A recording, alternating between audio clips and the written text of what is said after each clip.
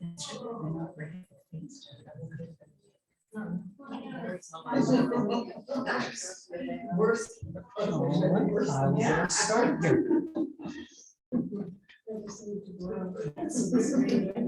folks. Welcome to tonight's lecture. If you don't know me, my name is Jared Seaman. I'm the Associate Director here at the museum. And tonight we are very excited to host author Robert Wilhelm, who will be speaking about his book, Murder and Mayhem in Essex County. I'm just going to give Robert a brief introduction here, and then I will turn it over to him. Robert is a longtime writer in true crime, specifically in 19th century America. He is the author of 5 books, among them Murder and Mayhem in Essex County, Wicked Victorian Boston, So Far From Home, The Pearl Bryan Murder, and The Bloody Century, True Tales of Murder in 19th Century America. Robert also maintains the Murder by Gaslight blog, which includes some more of his explorations in true crime. So Robert is going to be speaking to us about some notorious crimes right here at home in Essex County. And after his presentation tonight, we'll also leave some time, of course, for some questions and answers. And for those of you joining us on Zoom, if you have any questions for Robert during the lecture tonight, you can type those questions into the chat box in the lower right-hand corner of the Zoom. I will read those out once we get to the Q&A. And with that, I will turn it over to Robert. Robert.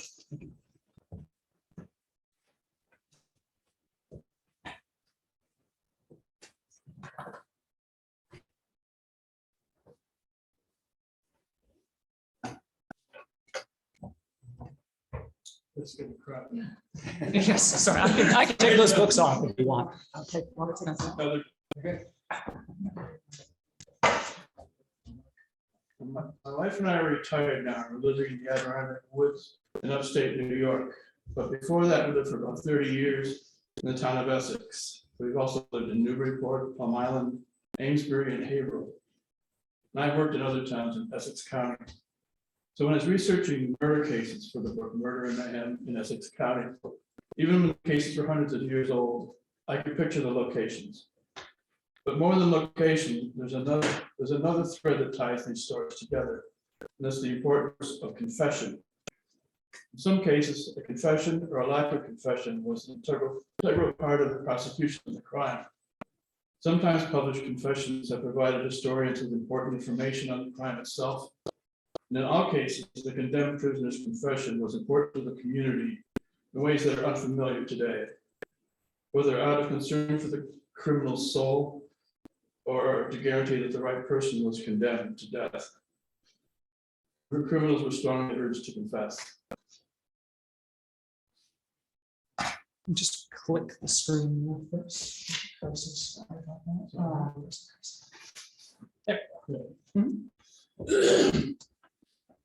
Just 3 years after the Pilgrims landed in Plymouth Rock, the first Puritan settlers began arriving in what would later become Essex County. To the Puritans, confession was an important part of the prosecution of capital crimes because they were deeply concerned with the soul of the condemned person. Without confession, there was no hope of God's forgiveness and no hope of entering his kingdom. In most cases, confession would not save you from the gallows, but it would make your afterlife easier. The Puritans came to the New World to set up a religious society away from corrupting influences they saw around in England. But even at that time, escaping corruption was not an easy matter. In September 1637, 2 men were awaiting execution for 2 separate murders committed in the new settlement. In 1636, William Schuyler was convicted of murdering Mary Sholey.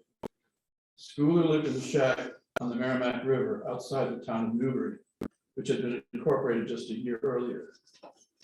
He had come to the New World to escape prosecution for crimes in England. He was not a member of the Puritan Church. Mary Sholey, a servant girl in Newbury, hired William Schuyler to guide her back to her home settlement in Piscataqua, which is now Portsmouth, New Hampshire. The trip involved crossing the Merrimack River in a canoe, and following a trail through the woods. At the time, even the well-traveled trail between Ipswich and Newbury was not wide enough for a horse cart. The trip to Pescataqua was too treacherous for a young woman to make alone. So Schooler agreed to accompany Mary on a journey. He didn't tell her that he had never made the trip himself. Schooler aroused suspicion when he returned to Newbury several days later, earlier than expected. When questioned about the trip, he claimed that he had taken Mary as far as she wanted to go. A few months later, a native man walking through the woods north of the Merrimack found the body of the young woman lying naked with her clothes in a pile next to her. He took the news to the white magistrates. When the body was identified as Mary Sholey, they arrested Schooler for ravishing and murdering her. Schooler confessed that he had lied to protect himself, but he adamantly refused to confess to the murder. He said he had left her in the woods and she could go no further. Schooler would not confess, and some of the ministers thought there was not enough evidence to hang him. This is a consideration that never seemed to come up when Puritans were convicted. But Governor Winthrop declared, even if he didn't kill her himself, Schooler left Mary Sholey where he knew she was likely to perish. He sentenced him to hang. The other convicted murderer, John Williams, was also not a Puritan. Williams was a ship's carpenter from England who was arrested for theft in Boston in 1637. He and his cellmate, John Hardy, escaped and traveled north, heading for Ipswich. They stopped at the Wenham Great Pond. It's now called Wenham Lake. This is the pond to the lake today. It's pretty much as it did then. They had an argument that escalated, and then William murdered Hardy, buried his body under a pile of stones and proceeded to Ipswich. There he was recognized as an escaped criminal and rearrested. His clothes were bloody, and he would not say why. But when Hardy's body was found in the cow patch near the Great Pond, William confessed to the murder. Williams was sent to Boston, and although he had confessed in Ipswich, the court was afraid his confession had been coerced. This was another concern that didn't seem to apply to Puritan criminals. Williams was tried in Boston, found guilty of murder, and on September 28, 1637, William Schooler and John Williams were hanged together in Boston Common. It wasn't long before the Puritans began breaking bad themselves as well, including a surprising number of cases involving Puritan women. In some cases, they broke under the strain of raising a Puritan family in a hostile land. Dorothy Talby of Salem became severely depressed after the birth of her fourth child. Puritans would name their daughters after virtuous traits such as constant, gracious, or hopeful. Dorothy named her little girl Difficult. Dorothy's condition worsened until, believing she was instructed by God, she killed her 3-year-old daughter to spare her future misery. In 1638, she was the first woman executed in Massachusetts. Two sisters from Haverhill, Elizabeth and Hannah Emerson, were among the first women murderers, committing two very different crimes. The Emerson family was not highly regarded in Haverhill.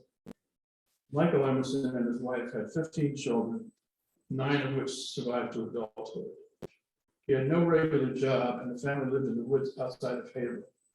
At one point, he moved into the center of town, and the magistrates offered him an additional tract of land that would be taken back to the woods. The Emersons just could not stay out of trouble. In 1676, Michael was brought to court fined for beating his 12-year-old daughter Elizabeth with a flail swingle. This is a flail swingle. It's an instrument for beating flax. Another daughter, Mary Emerson, was found guilty of fornication before marriage and sentenced to be fined or severely whipped. Elizabeth did not learn from her sister's example, and when she was 22, she had a daughter out of wedlock. Michael tried to put the blame on a rich neighbor and hold him accountable, but he could not make it stick. 5 years later, Elizabeth was still living at home with her parents. She must have been a large woman because she was pregnant once again, this time with twins, and her parents were unaware. Elizabeth slept at the foot of her parents' bed on the night of May 7th, 1691. She gave birth without waking the parents. She would later claim that the babies were stillborn, and the next day, without telling anyone, she buried them in a shallow grave in the yard.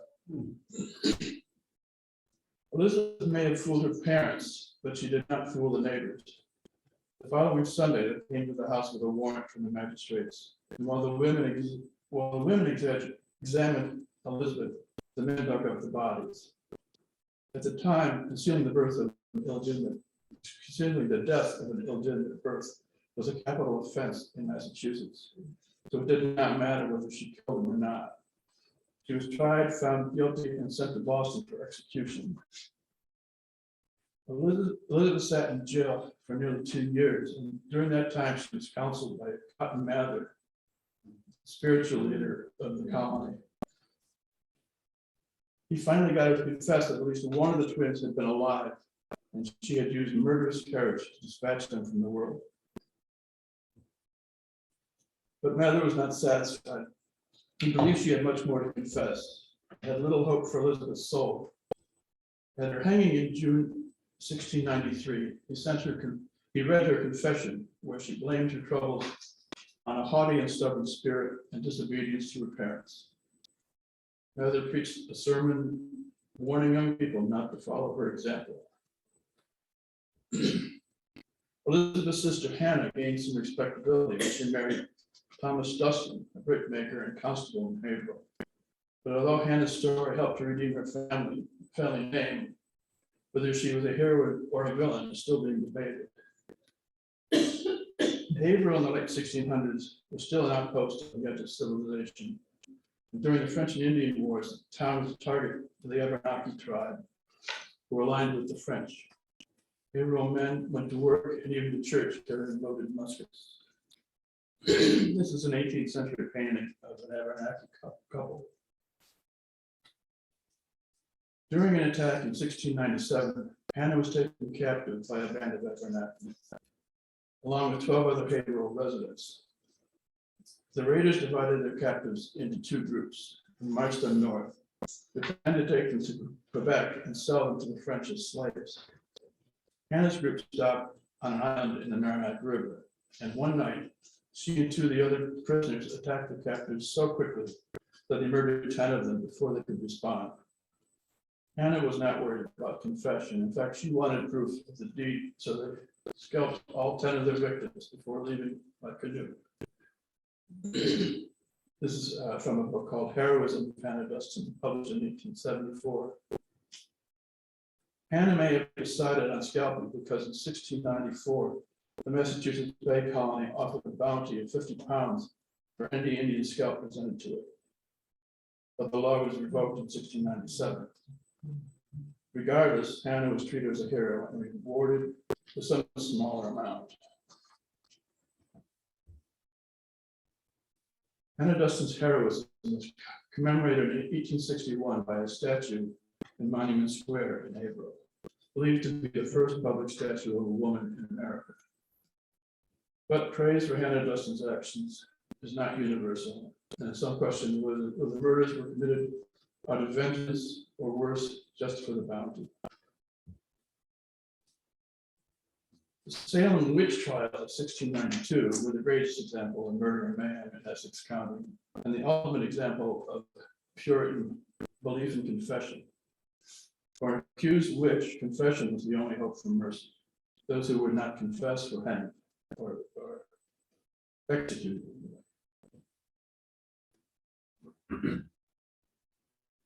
Trouble began in the home of Reverend Samuel Parris in Salem Village, now the town of Danvers. A group of at least 10 girls ranging in age from 9 to 20 would meet at Parris's house and listen to stories told by their slave, Tituba, about her home in Barbados and the superstitions and rituals of her religion. The girls began to exhibit strange behaviors, such as screaming or sitting trance-like during prayers, and imitating animals at inappropriate times.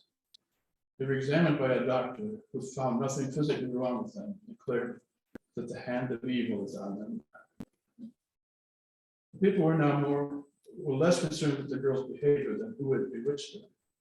Under harsh questioning, the girls accused Tituba, along with 2 other Salem women. Soon the affair took on a life of its own, with accusations flying throughout Salem Village and other towns in Essex County.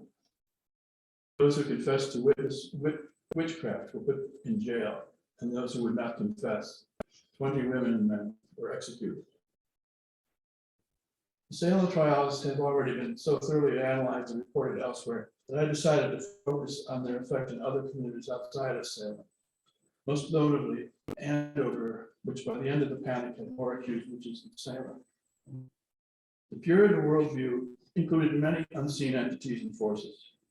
People were surrounded by devils and demons, as well as the presence of God.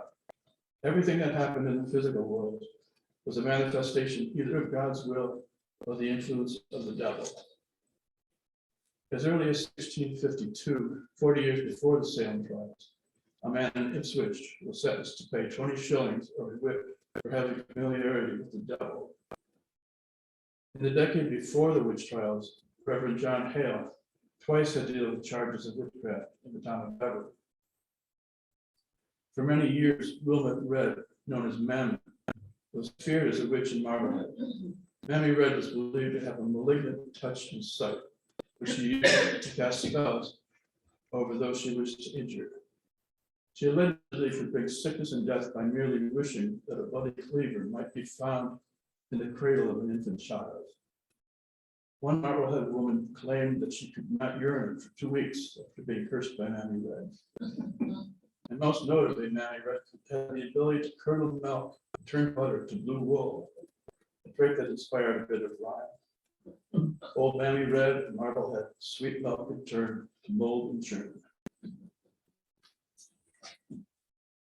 While the hysteria was raging in Salem Village, Joseph Ballard of Andover began to suspect that his bedridden wife had been bewitched. He sent to the afflicted girls of Salem to find out for sure. 12-year-old Ann Putnam and 16-year-old Mary Wolcott rode to Andover on horseback. In Ballard's wife's room, the girls saw the same spectral vision, one witch at her head and one at her feet. They were taken to sick rooms throughout Andover, and in each case they saw the same thing. Since the girls didn't know anyone by name, anyone in town by name, a touch test was employed to identify the witches. The girls would be blindfolded, people would be brought forward for them to touch. If the girls gasped or trembled, it proved that person was a witch. When the accusations started in Salem, the girls first accused women who were known to be outcasts in the community, and the community tended to agree that they were witches. In Andover, where they knew nobody, the girls accused the righteous and the wicked alike. Incredibly, when the girls tried someone out as a witch, in most cases, that person readily confessed, examined their lives, looking for an opportunity they may have given to the devil. In some cases, under extreme questioning, they confessed to signing the devil's book or flying with a group of witches. The people in Andover had expected 6 or 7 witches at most, but they ended up with many times that. After signing 40 arrest warrants, Justice of the Peace Dudley Bradstreet refused to sign any more. Then Bradstreet himself was cried out as a wizard. And in October 1693, in Andover, the girls accused a man described as a worthy gentleman of Boston. Instead of confessing, he swore out a writ against the girls, suing them for slander and demanding £100,000. This effectively ended the accusations. As winter approached, the men of Andover petitioned the governor of the colony to release their wives and daughters, some as young as 8 years old. The governor agreed to drop the charges against anyone accused on spectral evidence alone. This includes 49 of the 52 prisoners in jail at the time. The other 3 were pardoned. The following year, as if waiting from a nightmare, the colony returned to life as usual. By the middle of the 18th century, church and government were separate institutions, and criminal courts were secular. However, there were some lingering vestiges of superstition. In 1769, in Boxford, Ruth Hurley Ames died from arsenic poisoning. The chief suspects were her husband, Jonathan Ames, and her mother-in-law, Elizabeth Ames, but neither would confess to the murder. The coroner's jury demanded that they perform the ordeal of touch to determine their guilt or innocence. The ordeal of touch or beer right comes from an ancient European superstition that said if a murderer touched the corpse of his victim, blood would rise to the skin. Pure white sheet was put over the body, and the accused touched the neck of the victim with the index finger. When a guilty hand touches the body, blood will be plainly visible through the sheet. The ordeal of touch was rarely used in the colonies, but it had been used before in Massachusetts, and it was used in New York as late as 1824.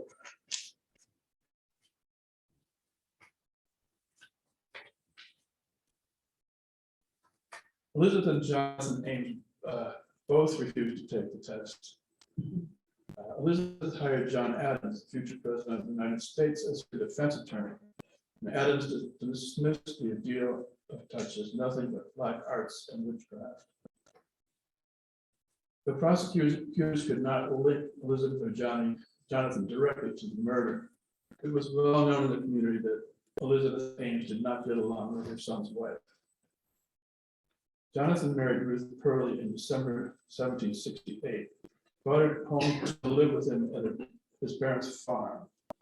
Elizabeth never warmed up to her daughter-in-law, possibly because her family was not as wealthy as Ames, or possibly because at the time of the wedding, Ruth was 4 months pregnant.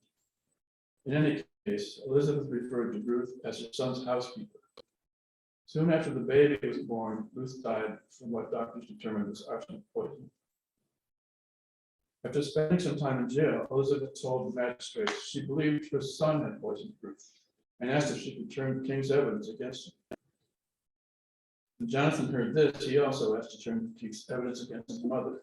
Since the case against Elizabeth was stronger, Jonathan's offer was accepted, and Elizabeth alone was tried for the murder. Trial was a major event held in Salem, prosecuted by Massachusetts Attorney General Jonathan Sewell. Elizabeth Ames was defended by John Adams, a good friend of Jonathan Sewell.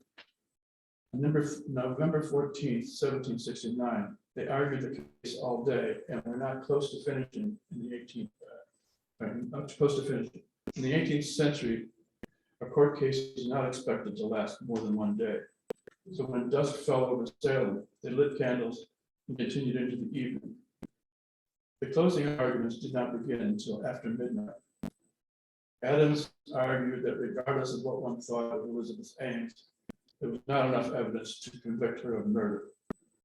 The case was given to the jury at 2 a.m. At 9 o'clock, they returned with a verdict of not guilty. The Ames family soon moved away from Boxford, and the true circumstances of the murder have never been determined.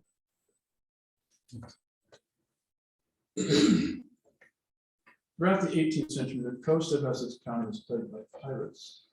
New England's only female pirate, Rachel Wall, began her brief pirating career in the town of Essex. My son Tom did the original artwork for the book, and I told him I wanted a picture of a female pirate. It's a cool picture, but it probably doesn't well represent Rachel. She was born Rachel Schmidt in Carlisle, Pennsylvania. At the age of 16, she married a sailor named George Wall. They moved to Boston, where she took a job as a maid. He went to sea on a fishing schooner. George came home from a 3-month fishing trip and took Rachel out for drinking with 5 of his shipmates and their lady friends. It was a binge that lasted a full week. By the end of it, they had drunk up 3 months back.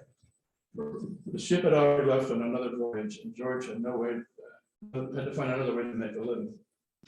George Wall and some of his friends had served in privateers during the American Revolution, attacking British cargo vessels, commandeering their freight. So it was a short leap from privateer to pirate, and that's what the men decided to do, and Rachel agreed to join them. They came to the town of Essex, which is already well known for shipbuilding, and had a large fleet of fishing vessels. Sources differ, but they either stole or borrowed a schooner from the harbor. They would go out after a large storm and sail between Cape Ann and Isle of Shoals, flying a distress flag and giving the appearance of being out of control. When a ship came to their aid, rescuers would see Rachel standing at the rail and be even more anxious to help, but appeared to be a storm-damaged vessel.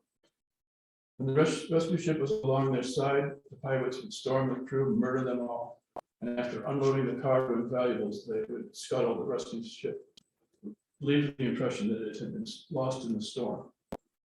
Between 1781 and 1782, they captured at least 12 ships, netting an estimated 110,000 current dollars. One day in September 1872, the morning after a severe storm, they went out to ply their trade as usual.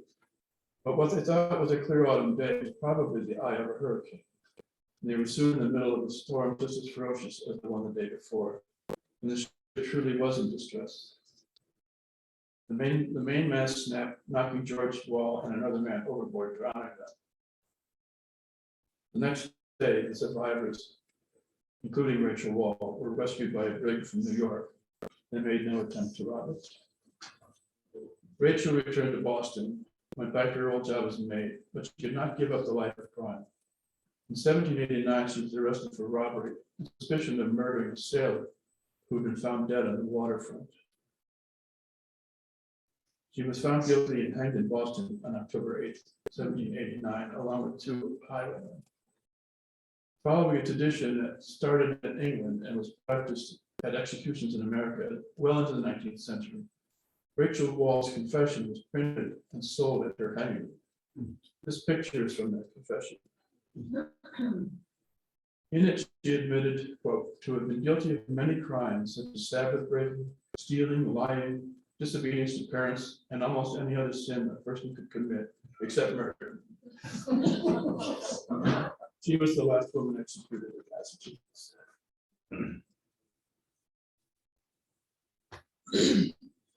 The most sensational Essex crime of the 18th century was the murder of Captain Charles Furbish in Andover by his slave Pomp. The night of February 11, 1795, Pomp quietly entered his master's bedroom, carrying an axe from the fireplace downstairs, and struck him twice on the back of the head. Pomp had been dissatisfied with his treatment by Captain Furbish and believed he could improve his life by murdering his master. The greatest tragedy in this case is that by Massachusetts law, Pomp should have been free to leave his master.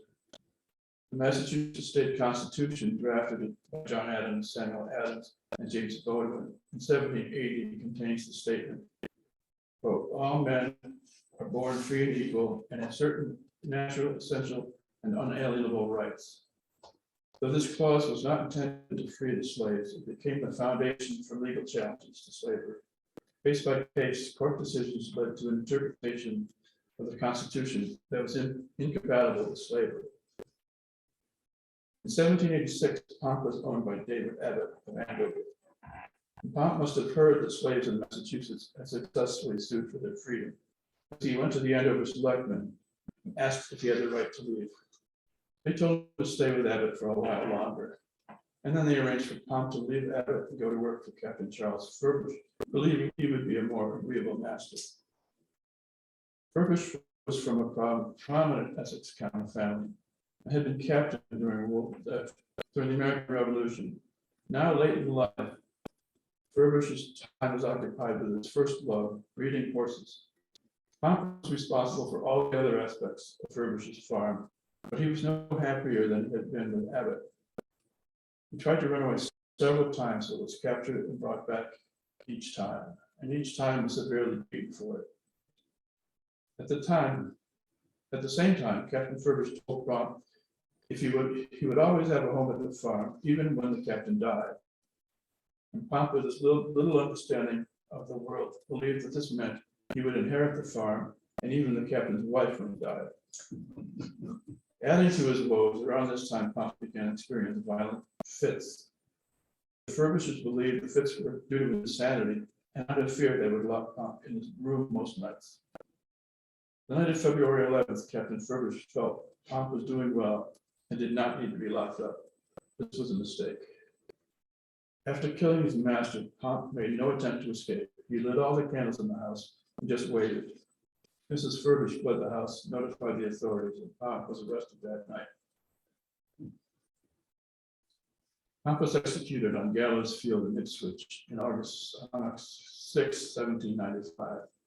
Before he died, he dictated a confession to Jonathan Plummer, one of the first professional writers in America, who published it as a pamphlet entitled Dying Confession of Tom, a Negro man who was executed at Ipswich on the 6th of August for murdering Captain Charles Furbridge of Andover, taken from the mouth of the prisoner and penned by Jonathan Plummer Jr. The pamphlet is the reason we know so much about the crime from Tom's point of view. He told Plummer, quote, "The hopes of being master, husband, and owner on one hand, and the cruel treatment I received from Furbridge on the other, prompted me to wish for his death and produced the idea of hastening it by killing myself." After picking up the axe, he passed a mirror and was horrified by his reflection. But something kept whispering in his ear. "Now is your time. Kill him now. Now or never. Now. This is interesting to note. These were from the Confessions of Rachel Law and the Confession of Tom, and the printer used the same image for both, but removed the woman and one of the men and changed some of the details for Tom's.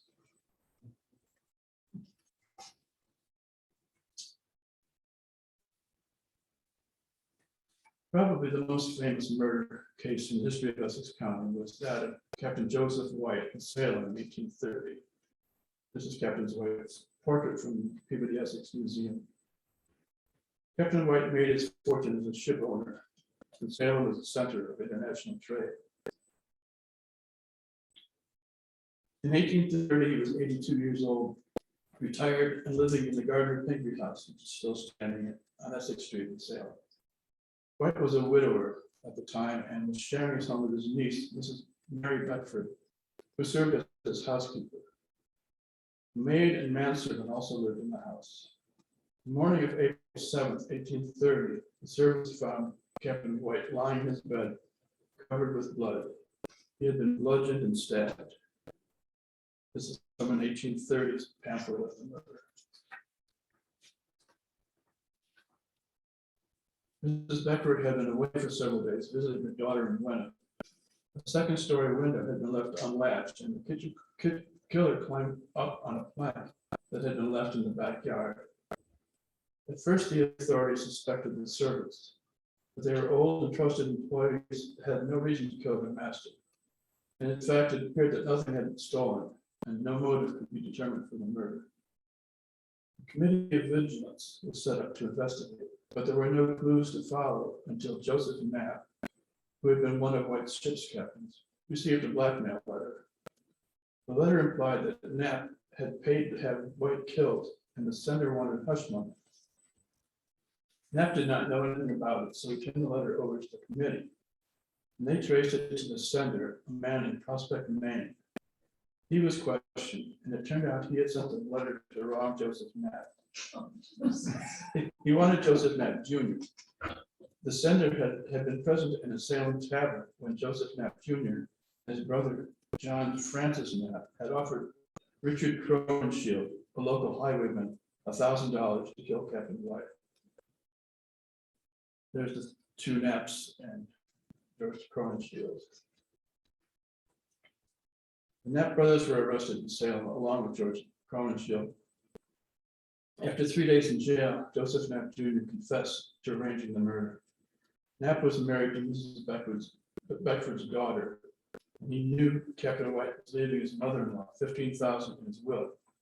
But he believed if the captain died without a will, she would inherit $200,000.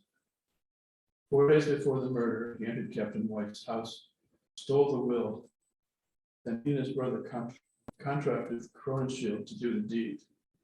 He arranged to have Mrs. Beckford stay at his house the night of the murder, and he unlatched the second-story window at White's house.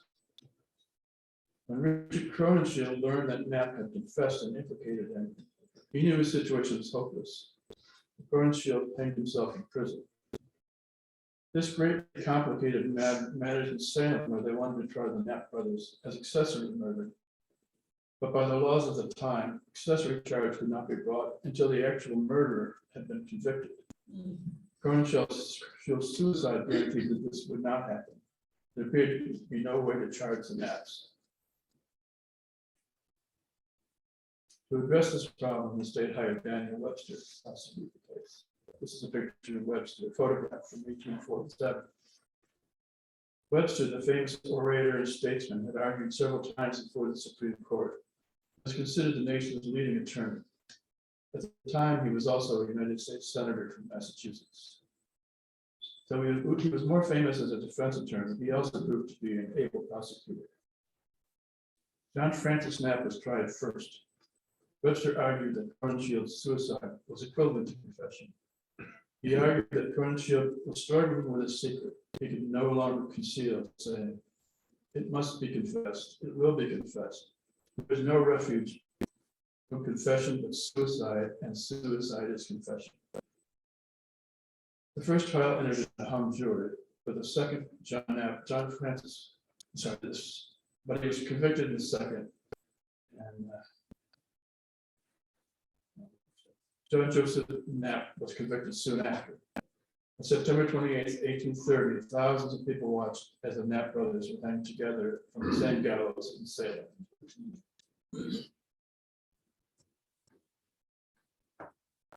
This is a map, an old map of Pigeon Cove and Rockport, which is where the next murder takes place. Before the 20th century, prosecutors were very limited in the types of evidence available to prove their cases. There was no fingerprinting, no blood typing. In fact, it was impossible to tell for sure if a blood stain was human or animal. Forensic medicine and ballistic analysis were in the early stages. Prosecutors had to put together a chain of circumstantial evidence and try to convince the jury that if they believed each link in the chain was true, then the defendant must be guilty. The defense would attack the circumstantial links, trying to raise questionable doubt in the minds of the jurors. The outcome of trial would often depend on the relative skills of the attorneys involved. It could be a very entertaining show if you were not the defendant. During the murder trials, courtrooms were filled to capacity with spectators. More often than not, the community would accept the jury's verdict as fair. But if the defendant was found guilty and sentenced to death, he would be expected to confess his crime.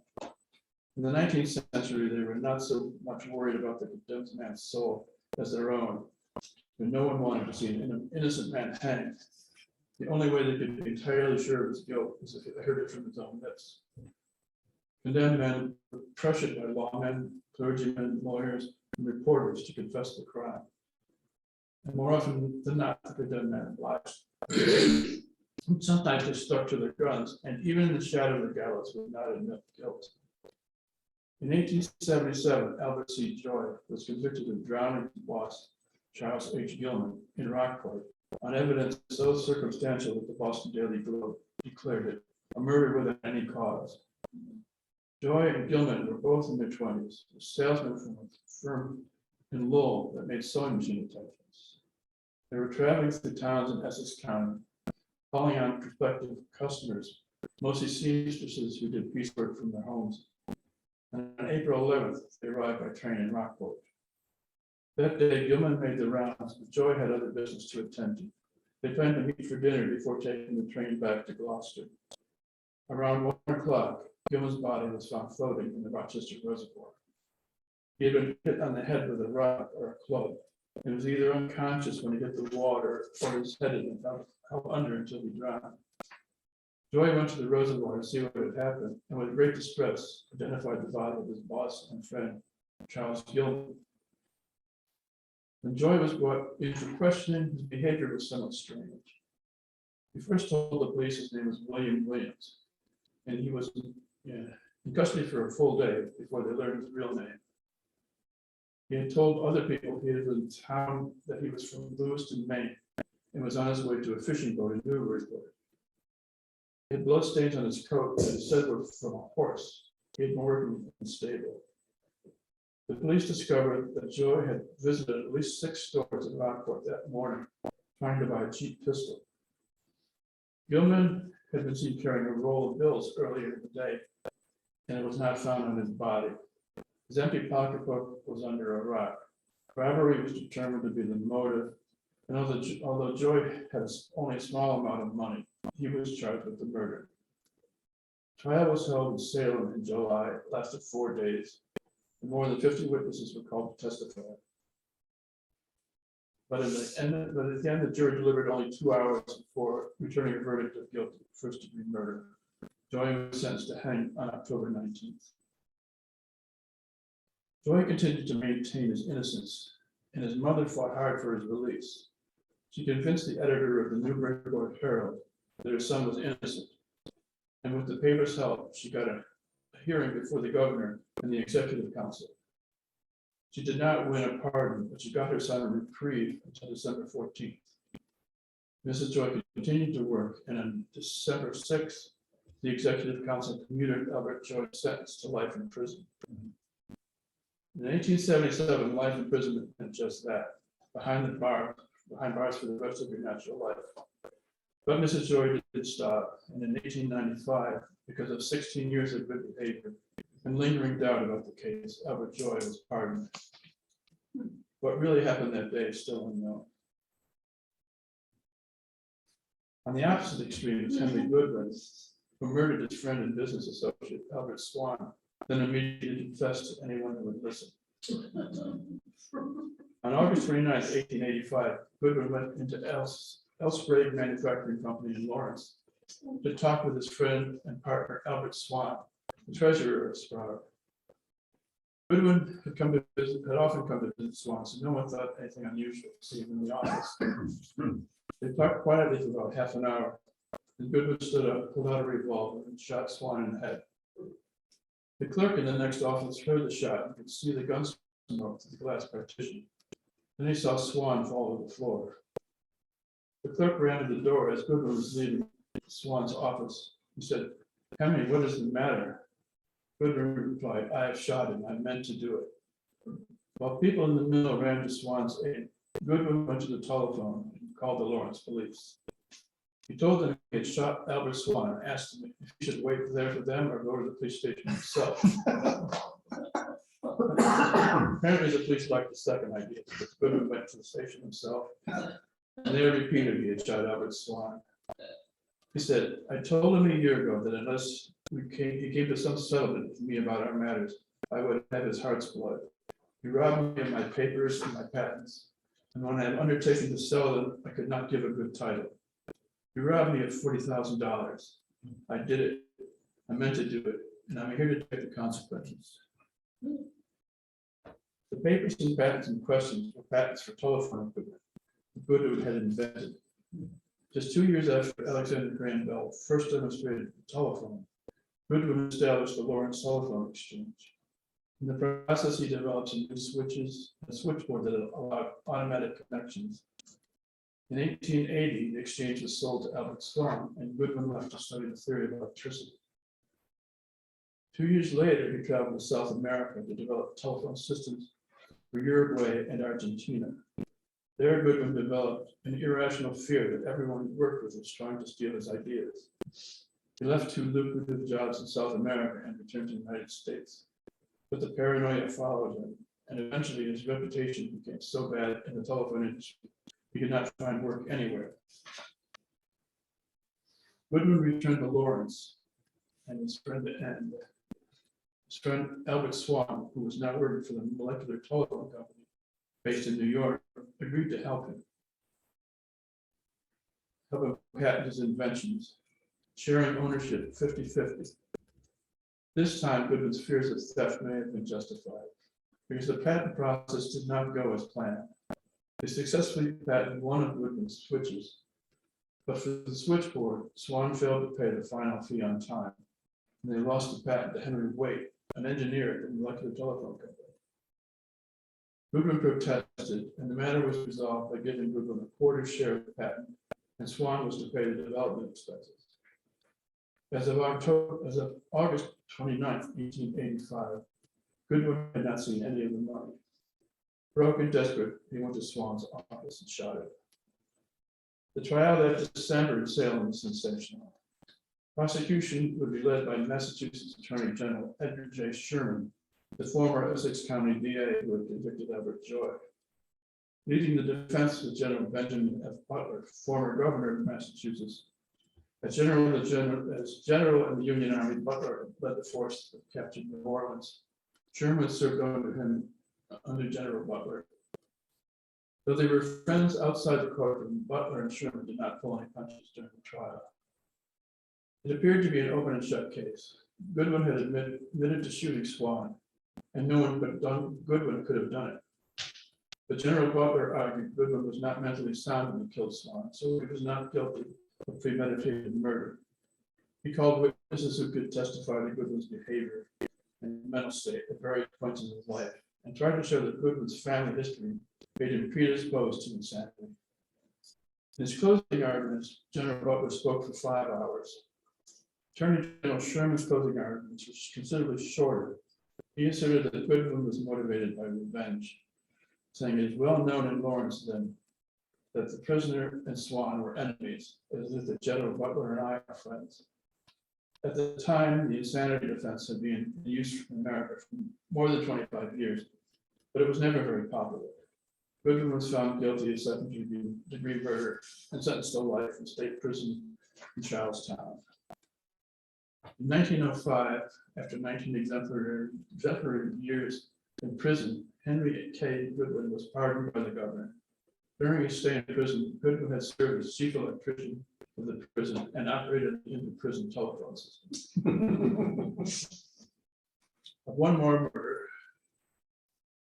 Though the murder itself took place in Boston, the people involved in the events were from Cape Ann. This is the T.O.H.P. Burnham Library, still standing in the town of Essex. Money for the building was left to the town in the will of Thomas Oliver Hazard Perry Burnham, who was born in Essex and became a wealthy bookseller and publisher in Boston. It was dedicated in February 1894 in an elaborate ceremony that also commemorated the 75th anniversary of the founding of the town of Essex. Scheduled to sing at the ceremony was 25-year-old Carrie Lowe Andrews, daughter of a prominent Essex businessman. She was a beautiful young woman with dark hair and blue eyes and a perfect complexion. She had a beautiful soprano singing voice. And her singing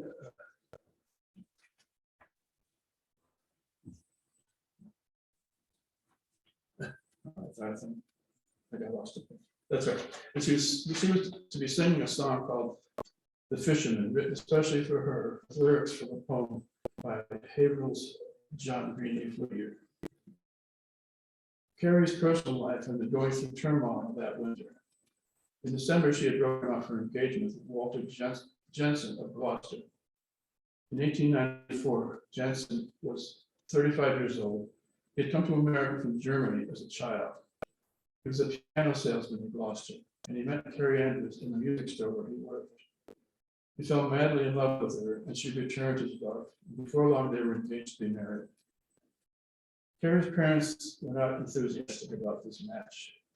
Jensen was insanely jealous and would not tolerate seeing Carrie in public with any other man. More than once, he stormed out of the Andrews house, and other gentlemen were present. The Jensen had given her several expensive presents, including a ring and a piano. Carrie's parents did not approve of it. They thought it best not to interfere, believing that Carrie would eventually break up with Jensen herself. Carrie took singing lessons from Mrs. Catherine Munger in Boston, traveling by train.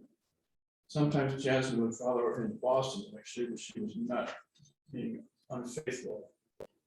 One day, shortly after Christmas in 1893, he called her out of her singing lesson and demanded that they be married immediately. His brother Hans lived in Boston, and the ceremony would be performed at his house. Carrie refused, saying she would not be married until June when her education was complete. Jensen broke off the engagement then and demanded she return all of his presents. He tried physically to pull the ring off her finger. This was what Carrie's parents had been waiting for. Mr. Andrews sent Jensen a note saying, "Send someone to pick up the piano, but don't come yourself." Mrs. Andrews arranged to have the engagement ring hand-delivered with a note that just said "Finis." In the meantime, Walter Jensen had a change of heart and wanted Carrie back. But it was too late. The harder we pushed to get her back, the more determined Carrie and her parents were to keep Jensen out of their lives forever. On February 3rd, 1894, Carrie went into Boston for a singing lesson With the dedication ceremony less than 2 weeks away, she would probably be versing the fisherman. She entered the building in Park Street near Boston Common around 10:50 a.m. Took the elevator to the studio. Then shortly after, Walter Jansen was seen climbing up the stairs. Carrie sat in the reception room waiting for her lesson while Mrs. Munger was in the classroom teaching a group of young women. They heard a frightened cry from the reception room. "Don't shoot me, Walter, I can't help it."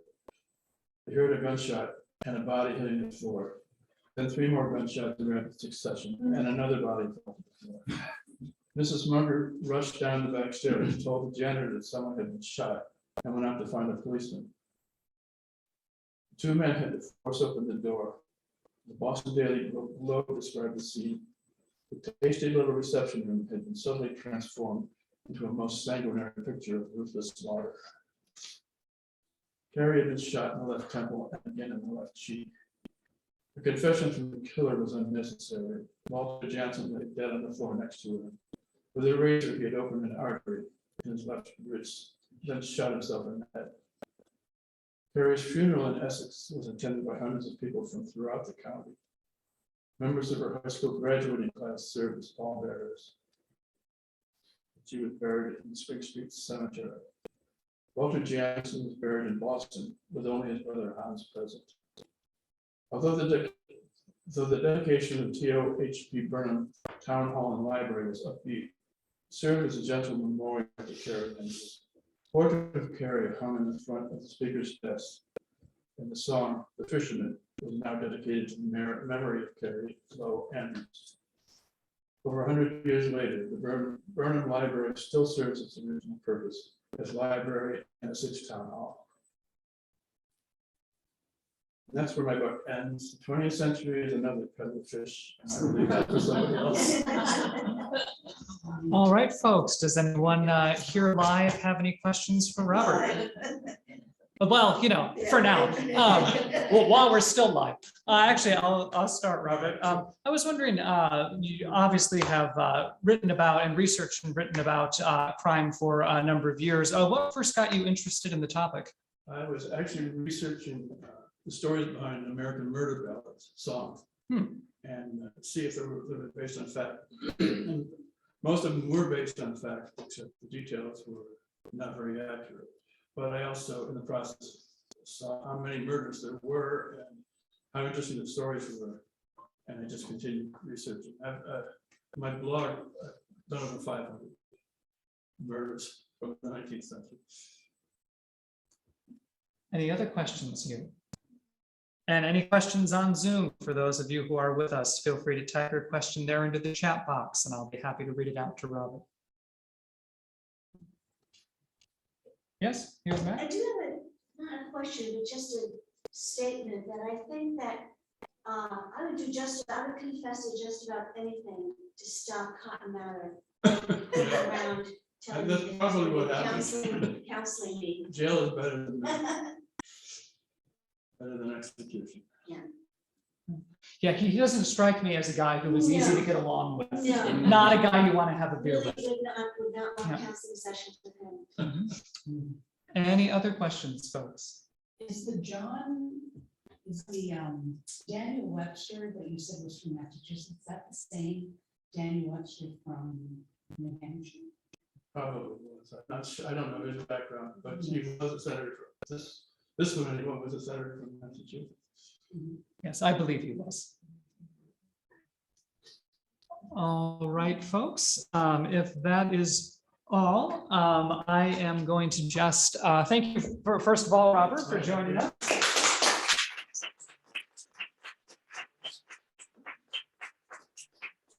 And Robert does have some of his books on sale here and back if you're interested. Also, before I let you go here, just a quick shameless self-plug for the museum. Tomorrow night, you can join us for a opening reception for our new exhibit that you saw downstairs when you walked in, growing up in the shipyard.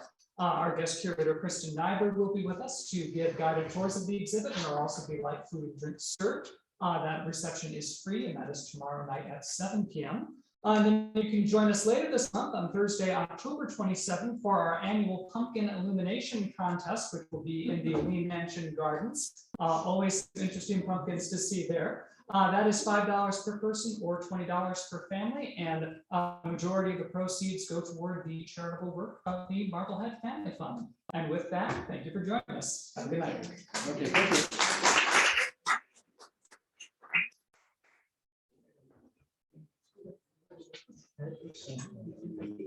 First.